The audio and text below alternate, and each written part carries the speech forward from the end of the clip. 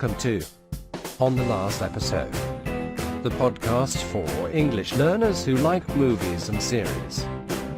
Here you can improve your English and have fun with our episodes and exercises.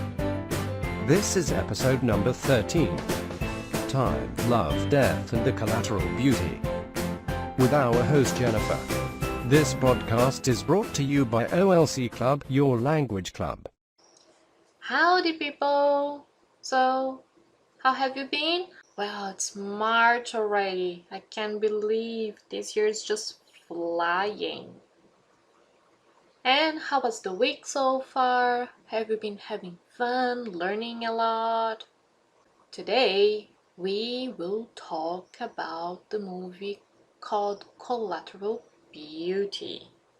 So what should we expect from a movie that starts with the question, what is your why? It's a great question. There you have Will Smith. He says, what is your why? Why did you get up this morning? And I thought, maybe this movie is going to be a little bit different. And it was. And maybe that's why so many people criticize it so much. But so, add to this great question that opens basically the movie some great actors. You have Will Smith, Helen Mirren, Keira Knightley, and when you mix all of that, you have a movie that will make you cry, smile, but also think a lot. And like I said, a lot of critics and also sites like Rotten Tomatoes, they basically hated the movie. And you see so many bad reviews out there. And thankfully, I only saw the bad reviews after watching the movie, because otherwise maybe I would not have seen it and I would have lost. Would be my loss. And yes, of course, the movie has flaws, but I guess every movie has it, huh? But I just really think that maybe people just didn't get the message that the film is trying to share with us. Because, yes, on the surface, there are many things going wrong with the movie. But if you really focus on what really matters, on the messages, the ones that are maybe hidden, some not so hidden throughout the movie, then you see that it is totally worth it. But so yeah, if you're just looking for a movie to relax, that's not it. For you to really enjoy it, you will need to put some effort maybe behind it and be open to all the small things going on. So as usual, before we continue digging into the story and everything behind, let's talk about the plot so you understand, if you have not watched it yet, what the movie is all about. And also, then you can see and decide if this film is for you, or if you agree with critics and you think I am completely insane for even liking it. One of the phrases I thought it was funny when I was reading the critics, some people said this movie should not have been produced in the first place. We will see what you guys think about it. So we have Will Smith and he plays the main character. His name is Howard and he is an advertisement executive. And he's also one of the partners in the company where he works. So he's one of the owners. And 2 years before, for the present of the movie, his little girl, she died. And he never really recovered from it. He's a mess. Big mess.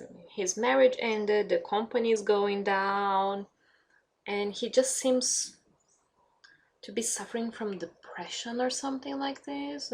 He goes to the office, but all he does all day long is play with dominoes, and he piles them, and then when he thinks he's done making sculptures with dominoes, he just takes it all down, and then next day he starts all over again. As a part of this healing process that he's going through, Howard one day decides to write letters, but he does not write letters to people. He decides to write 3 letters: one to love, one to time, and one to death, because he believes that those are the 3 things that connects us, every single one of us, because we all long for love, we all wish we had more time, and we usually fear death. So that's why he decided he was going to write 3 letters, one for each of those, let's call it here, things, okay? He has 3 friends who are also his business partners, and they decide they have to do something because the company is going down. They're afraid they are going to lose the company, and they also are afraid for him because they know this cannot go on like this forever. So they hire a private detective, and she's the one who discovers that he just wrote those 3 letters. They decide, and that is one of the big points that I agree. It was a bit confusing, if not a bad joke, what they did. They decide to hire actors to play love, time, and death, to confront him, to see if maybe that will make him wake up. But also at the same time, they were planning on making videos, and of course taking the people out of those videos so that people will think he's crazy, because he was not accepting to sell the company, and also there were some other decisions they needed to make, and he was just refusing to deal with that. So they were afraid they were going to lose everything. So they thought the only solution was to make the board of the company think he was crazy, and so they could do whatever they had to do.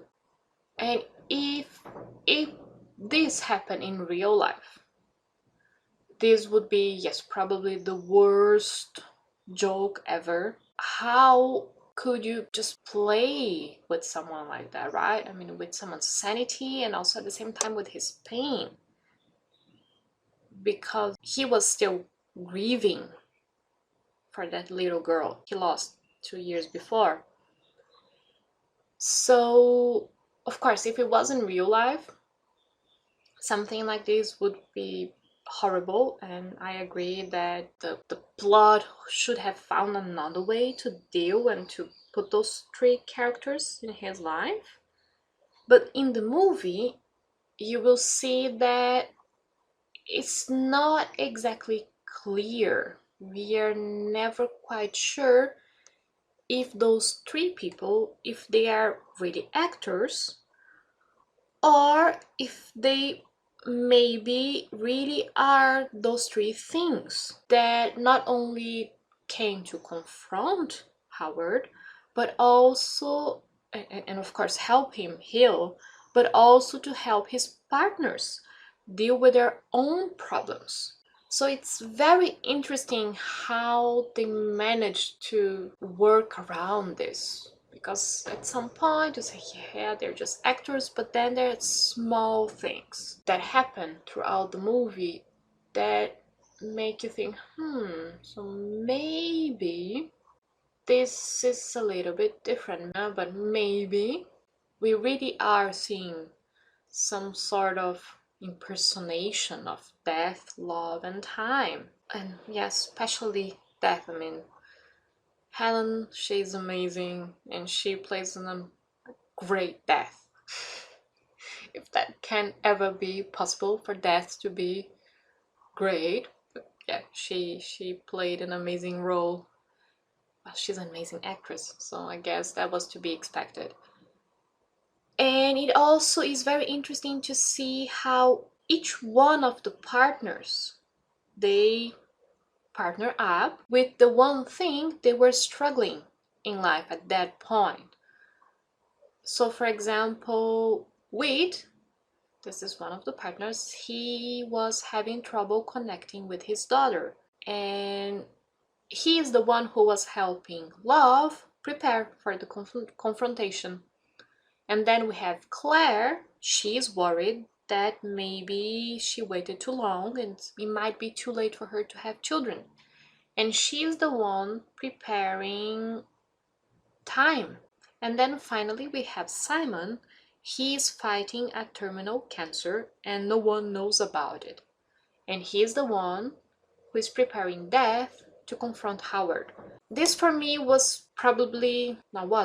actually some of the scenes that I liked the most in the movie, because as they were preparing those, let's call them people, okay, those actors, to confront Howard, you see how, well, the actors, they managed to ask questions that actually could be used, of course, because of Howard, but they were also focused on the partners, on the struggles they were having.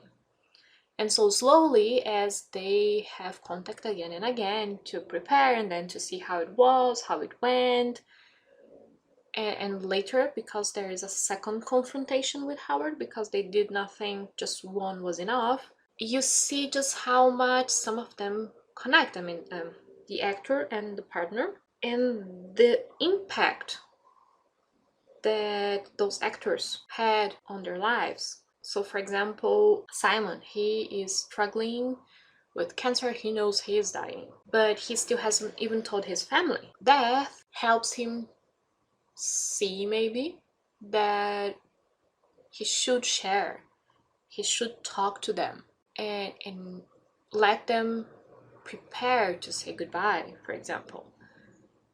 So it's, for me, it really was beautifully done.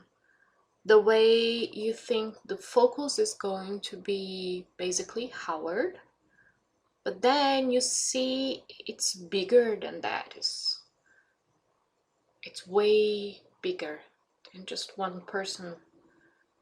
And for example, when we see the second confrontation, when all of those actors, they go after him again. The first time he was just baffled, right? I mean, he was like, what's going on? Am I going insane? Or is this really happening? And the second time, he had time to digest maybe. So he becomes maybe more, it's not violent, but he starts responding. He starts being angry and expressing how he really feels about how he thinks everyone cheated him. Well, time cheated him because he thought he had more time with his little girl. She was only 6 when she died. How death cheated him because when his little girl was dying, he asked Death to take him instead. And Death said she could not accept the deal. She would not accept the deal. And of course, Love. And that's when he gets extremely angry, because he thinks that the worst was with Love. And then you see the reply, and I don't know, it's just amazing to think how much love is at the base of so many other things. How love is even connected to death and time, and how it is in, if not everything, but most of the things we do and we feel. So, as you can see, I really think that most of the people who didn't like it is just because they were expecting something straightforward. And that's not what this movie is about. It really is about grief and feeling lonely and dealing with those feelings and with those three things, really. We all know tomorrow is not granted. But even though we know that, most of us at least, still go on with life like we were going to live forever. Well, I could go on talking for a long time here still, but... And there's also one more point that I think is interesting, but I will I cannot say much because otherwise I will give like some big spoilers. But as this is happening, Howard, he starts participating in a grief support group, and in there he meets, or we meet, Madeleine, and she also lost a daughter, and there is something that will unfold from there. But like I said, I'm not going to give you spoilers. Sorry. You will have to watch the movie, or you will have to maybe read a blog post that gives you that information. But it's somewhere between amazing and weird how they do this encounter between Howard and Madeleine. But yet, this movie is full of unexpected things, or things that first make you go like, what? But then, with time, you understand what they were all about. Yeah, enough for today. So, I wish you guys an amazing week, please. Yeah, just write and say what you thought. Did you go and watch and then hate it? Did you like it actually? What did you think? Now after listening this, maybe you wanna try. So just let me know. Okay, and I will see you next week on the next episode. Bye bye.